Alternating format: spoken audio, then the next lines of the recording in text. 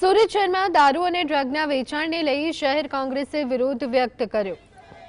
મોટી સંખ્યામાં કોંગ્રેસના કાર્યકર્તાઓ અને મહિલાઓ પોલીસ કમિશનર કચેરી ખાતે આવેદનપત્ર આપવા માટે પહોંચ્યા હતા। કોંગ્રેસનો આક્ષેપ છે કે અનિયંત્રિત નશાખોરીના પગલે મહિલાઓ પર અત્યાચારની ઘટનાઓમાં મોટે પાયે વધારો થઈ રહ્યો છે। તો આ રજૂઆતને ધ્યાનમાં રાખી પોલીસ કમિશનર કચેરી ખાતે ચુસ્ત પોલીસ બંદોબસ્ત ગોઠવી દેવાયો। દારૂનો અને ડ્રગ્સનો અને કેટલાક એવા દૂષણોનો એ બાબતસર સમગ્ર ગુજરાતની અંદર એક આંદોલન છેડ્યું છે।